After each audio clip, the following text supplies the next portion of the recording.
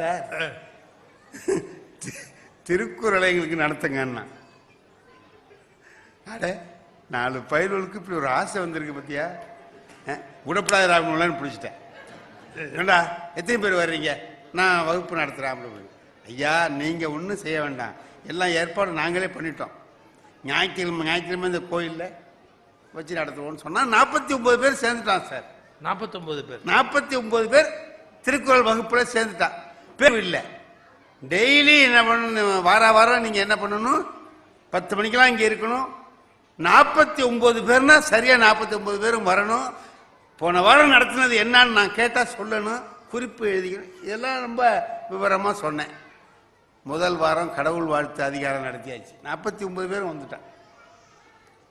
அடுத்த வாரம் வான் சிறப்பு அதிகாரம் நடத்த போகிறேன்ப்பா அப்படி இப்படின்னு சொல்லி நடத்துங்க ஐயா, வாரம் ஒரு ஒரு அதிகாரம் நடத்துங்கன்னு சொல்லி. அடுத்த வாரம் பார்த்தீங்கன்னா சார் 49 பேர் வரணும்ல, வராமல் இருக்கப்படாதுன்னு சொல்லியிருக்கேன். நான் வராமல் இருந்தீங்கன்னா பார்க்குறேன் மறு வாரம் 13 பேர் தான் வந்திருக்கான், 36 பேரை காணும். நான் இந்த 13 பேர்கிட்ட கேட்டேன், எங்கப்பா 36 பேரை காணும்னு. நடத்துங்க சார், வந்திருக்கவனுக்கு நடத்துங்க. இல்லைப்பா சார் அவங்கெல்லாம் ஒரு முக்கியமான வேலையாக போயிருக்காங்க சார். அப்படின்னா அதுக்கு என்னங்க அர்த்தம்? முக்கியமான வேலையா போயிருக்கான்னா என்ன அர்த்தம்? இப்ப நான் இவர்கிட்ட கேட்கிறேன், நம்ம எதிரணி தலைவர்கிட்ட, அவர் பொண்ணு கல்யாணம் பண்ணார்.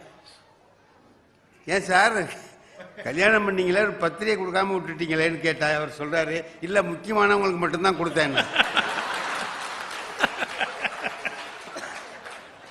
இதை நான் கேட்கவே வேண்டியதில்லை, அவர்கிட்ட கேட்டிருக்க வேண்டியது. முக்கியமானவங்களுக்கு மட்டும்தான் கொடுத்தேன் அப்படின்னா நீ ஏன்டா வந்து என்கிட்ட கேட்குறேன்னு சொல்லி, நீ பேசுறதுக்கே என்கிட்ட பேசுறதுக்கே லாய்க்கில்லாதவங்கிற மாதிரி. அவன் சொன்னா முக்கியமான வேலையா போயிருக்காங்கன்னா என்ன அர்த்தம்? திருக்குறள் முக்கியம் இல்லைன்னு முடிவு பண்ணிட்டான்னு. இப்ப இந்த 13 பேர் ஏன் வந்திருக்கான்? வேற வேலை இல்லாததுனால வந்திருக்கான். இப்ப என்ன எப்படி ஆக்கியிருக்கான்? வேலை இல்லாதவங்களுக்கு ஒரு தலைவன் மாதிரி ஆக்கியிருக்கான். நான் பார்த்தேன், இந்த பாரு நான் அன்னைக்கே சொல்லிட்டேன், எந்த வேலையும் விட்டுட்டு இதுக்கு வரணும்.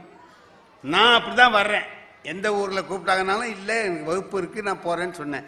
நீங்க என்னடா அங்க வேலை இருந்துச்சுட்டு போறீங்க, அதனால இன்னைக்கு நீங்க வந்துட்டீங்க, வகுப்பு நடத்துறேன். அடுத்த வாரத்துல இருந்து உங்களுக்கு வகுப்பு கிடையாது, நீங்க உங்க வேலையை பாருங்க, நான் என் வேலையை பார்க்கறேன். வகுப்பு